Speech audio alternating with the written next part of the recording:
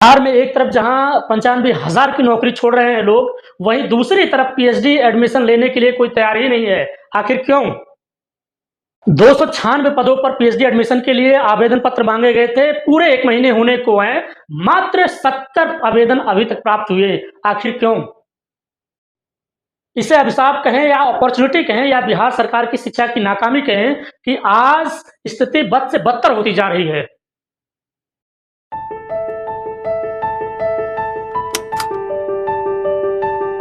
जय हिंद साथियों, welcome to गैला एकेडमी। देखिए, आप लोगों के लिए एक बहुत बेहतर अपॉर्चुनिटी सामने है बिहार में पीएचडी एडमिशन लेने का। मेरा ये कहना मानिए कि इस यूनिवर्सिटी में अनिवार्य रूप से आप फॉर्म भरिएगा। फॉर्म भरने मात्र से आपका एडमिशन 100% तय हो जाएगा। इस बात की गारंटी मैं खुद ले रहा हूँ। देखिए, बिहार में एक तरफ जहाँ संविदा भर्ती पर लोग नौकरी लेने के लिए तैयार नहीं हैं, वहीं दूसरी तरफ बिहार की एक यूनिवर्सिटी ने 296 पदों पर 8 अगस्त से आवेदन मांगे थे, लेकिन अभी तक आज 25 अगस्त हो गया है, मात्र 69 यानी कि 69 लोगों ने ही फॉर्म भरा है। आखिर क्यों? इसके कारण के बारे में जानेंगे और ये भी जानेंगे क्या इसमें कोई अपॉर्चुनिटी है या बिहार शिक्षा की ये नाकामी है, और आखिर ऐसा क्यों हो रहा है कि लोग बिहार में पीएचडी करना ही नहीं चाहते हैं या पीएचडी में आवेदन डाल ही नहीं रहे। आखिर वजह क्या है वो भी समझेंगे और उस यूनिवर्सिटी का नाम जानेंगे जिस यूनिवर्सिटी में पहले बिहार का कानून आने से पहले सीटों पर इतने बम्पर आवेदन हुए थे, आज वहीं पर 69 पर आवेदन रुक गया है। आखिर क्यों, ये भी समझेंगे। यदि आप मेरे चैनल पर नए हो तो वीडियो को लाइक करना, चैनल को सब्सक्राइब करना और कमेंट करना 3 बातों के लिए। पहला, बेट होना चाहिए कि नहीं। दूसरा, परमानेंट वैकेंसी आनी चाहिए कि नहीं। और तीसरा कमेंट ये करना कि सर आप जो इन्फॉर्मेशन देते हो अच्छा बताते हो और खराब बताते हो, अपना ओपिनियन देना। आइए पूरा डिटेल बात करते हैं। देखिए, बिहार में पीएचडी एडमिशन के लिए आवेदन मांगे गए थे कितने? 296 पद, यानी कि पीएचडी के पद। और फॉर्म कब से स्टार्ट है? 8 अगस्त से फॉर्म स्टार्ट है। अभी तक कितने फॉर्म भरे गए? 69 फॉर्म भरे गए। 69 फॉर्म भरे गए। अब कितनी डेट है? आज है 25 अगस्त, यानी कि आज तक लगभग 1 महीने में मात्र 69 लोगों ने ही अप्लाई किया। कितने विषय में मांगे गए थे? टोटल 18 विषय मांगे गए थे। 18 विषय में 296 पद। आइए पहले मैं वो दिखा देता हूँ किस विषय में कितनी सीट है। अगर आपका विषय उसमें होगा तो यकीन मानिए इस फॉर्म को अनिवार्य रूप से भरना, पीएचडी में एडमिशन हो जाएगा। आपका सपना 2026 में पीएचडी करने का कंप्लीट होगा, पूरा होगा, ये मेरा वादा है। पहले देखिए, फिर और सारी बातों पे बातचीत करेंगे।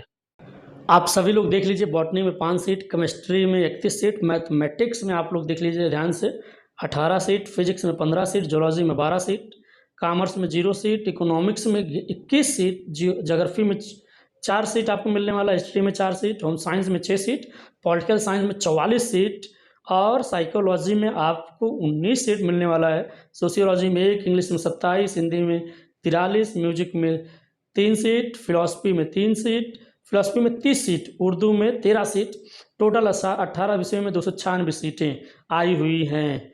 अब आइए वीडियो में आगे बातचीत कर लेते हैं। देखिए, सारी चीज़ें मैंने दिखा दिया किस विषय में कितनी सीट है। अब कारण समझ लेते हैं, आखिर आवेदन इतने कम क्यों हो रहे हैं। कारण इसमें यह है कि बिहार में एक कानून पास हुआ है अभी जल्दी।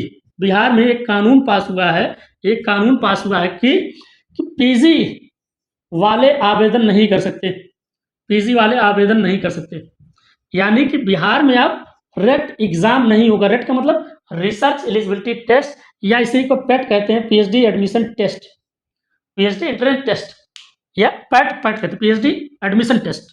ठीक, मतलब बिहार में पहले, अभी 2 महीना पहले ये कानून था कि बिहार में किसी भी यूनिवर्सिटी, चाहे सेंट्रल हो चाहे स्टेट हो, लोग पीजी के बेस पर वहाँ फॉर्म भरेंगे, पीएचडी का एंट्रेंस एग्जाम देंगे और एंट्रेंस एग्जाम के थ्रू अपना एडमिशन ले लेंगे। ये मामला था। लेकिन सारे यूनिवर्सिटियों में फॉर्म मांगे गए थे, बिहार में सब में फॉर्म भरा रहा था। और जैसे ही ये कानून पास होता है तो पीजी बेस पे एडमिशन नहीं होगा, बिहार में पीएचडी का एडमिशन टेस्ट नहीं होगा, तैसे ही सारे फॉर्म रद्द हो गए। बहुत सारे बच्चों की फीस वापस भी हुए हैं, बहुत सारे बच्चों की फीस वापस भी नहीं हुई है। आप कमेंट करके बताइए कि आपकी फीस वापस हुई है कि नहीं। ठीक, कारण ये है। अब जो मेजर कारण बताए गए थे कि मतलब ऐसा कानून क्यों लाया गया। ऐसा कानून इसलिए लाया गया क्योंकि पीएचडी में रिसर्च की क्वालिटी बहुत तेजी से गिर रही थी, और दूसरा, लोग अपने रिलेशन वालों का एडमिशन पहले करवा लेते थे। लोग अपने रिलेशन वालों का एडमिशन पहले करा लेते थे।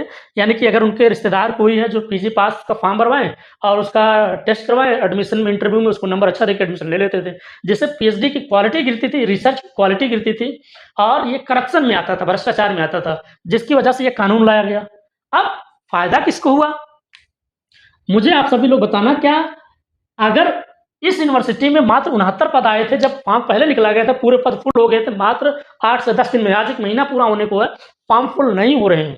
इसका वजह एक चीज़ और था कि जो लोग यूजीसी, नेट या जेआरएफ पास होंगे, सिर्फ वही लोग फॉर्म भरेंगे, डायरेक्ट इंटरव्यू देंगे अपने रिसर्च प्रपोजल के साथ और उनका एडमिशन हो जाएगा, बात खत्म हो जाएगी। अब बिहार जैसे राज्य में जहाँ एजुकेशन की इतनी गिरी स्थिति है, वहाँ बच्चे वैसे कम पढ़ने वाले हैं, एजुकेशन का सत्यानाश हुआ है। ये बिहार के बच्चों के साथ एक बहुत बड़ा धोखा है।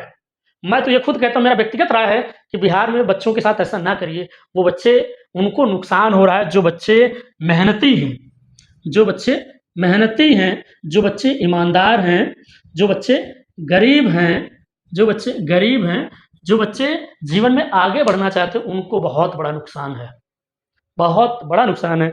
इससे फ़ायदा किसे होगा? फ़ायदा इससे होगा, अदर राज्य के बच्चे, अदर स्टेट के बच्चे बिहार में भर जाएँगे। अब भाई 69 सीटें पे आवेदन आया है, सिर्फ नेट जेआरएफ जो पास होंगे 69 लोगों ने भर दिया, ठीक? अब बाकी जो सीटें बची उस पे भी तो नेट जेआरएफ वाले ही आएँगे, तो बिहार में अगर होते तो सीटें फुल हो गई होती। इसका मतलब ये 69 जो सीट अब भरी है ना, इसमें भी बाहर के राज्य के लोग होंगे।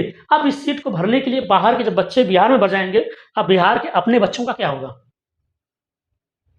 बताइए ना, आप सभी लोग बताइए ना, अपने दिमाग से, अपनी सोच से बताइए ना, और बच्चों का क्या होगा? बिहार के अपने बच्चों का क्या होगा?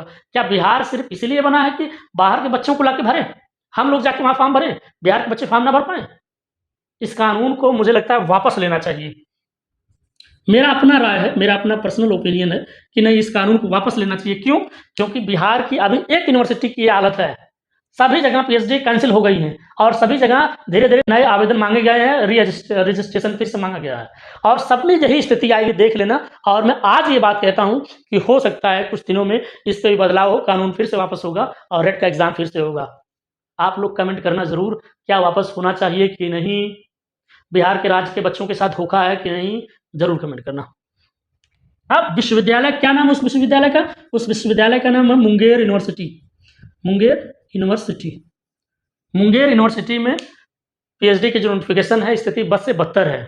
भारत के अन्य राज्यों के जो बच्चे हैं, जो इस वीडियो को देख रहे हैं, यकीन मानिए, अगर आप नेट पास हो, अगर आप जेआरएफ पास हो, इस फॉर्म को भर देना, भरने मात्र से आपका एडमिशन हो जाएगा। सोचिए, जितनी सीट उतने बच्चे नहीं मिल रहे हैं।